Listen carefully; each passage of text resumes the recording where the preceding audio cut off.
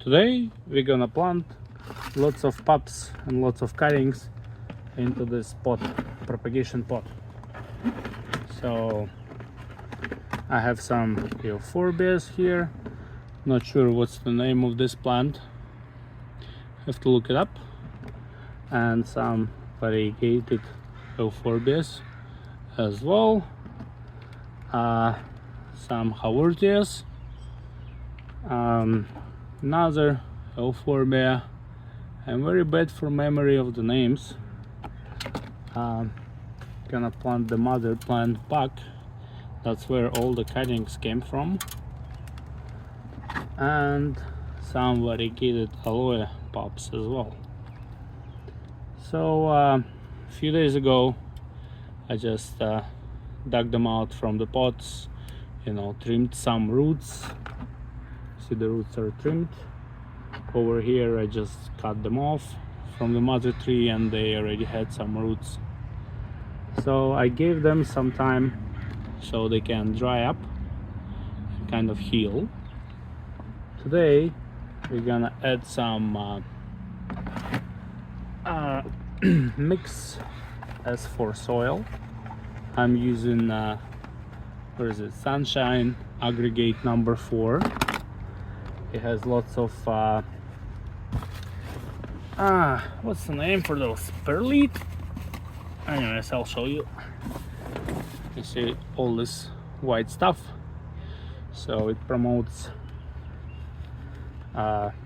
airability of the soil, penetration, easy for roots grow through it. I'll use another pot. Oppa. That should be enough. We're only trying to, to put them a little deep, just in the soil so roots will come up. I'll just spray it with a little bit of water to contain dust. You don't want your substrate to be too wet when you try and propagate for roots, because your plants will they might start rot even though they kind of healed, but they still might rot a little bit.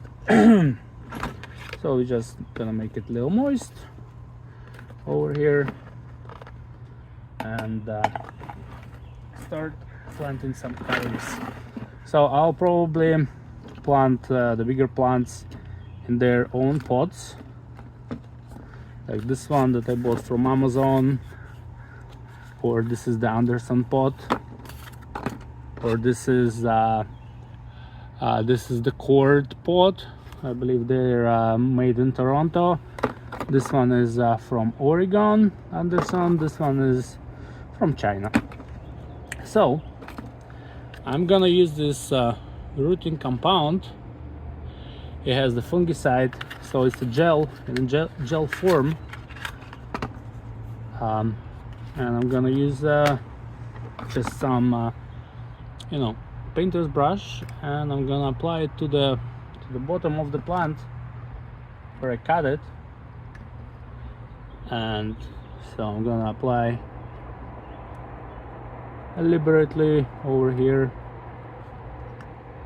and just gonna stick it in the pot, stick it in the soil, just a little deep, like maybe like that, as long as it sits. And I'll do that to the rest of them and spray them a little bit with the mist,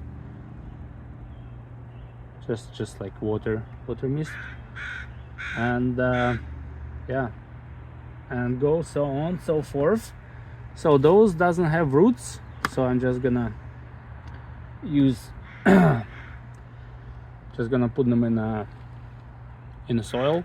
Those that have roots, I'm still gonna cover the tip, so there's a fungicide. So I applied rooting hormone to the bottom of those euphorbias. Those were covered as well. I'm letting them dry a little bit. those plants will go into their separate pots. So the rule of thumb when you're choosing the pot, the size of the pot to the plant, is that your pot shouldn't be much bigger than the actual roots of the plant, because if the pot is bigger than the root system, then the water might stay longer in the substrate, in your soil, and this in turn can cause the root rot.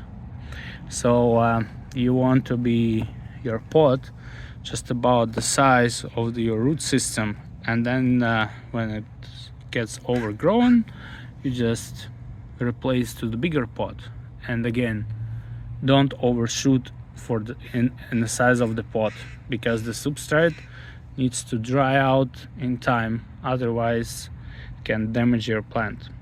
Okay, so I have planted all the small plants. The only mother plant is left. As I was saying, small root system, small pot. You see those bigger pots? It's not because the euphorbia cuttings had a better root system, it's for stability reasons.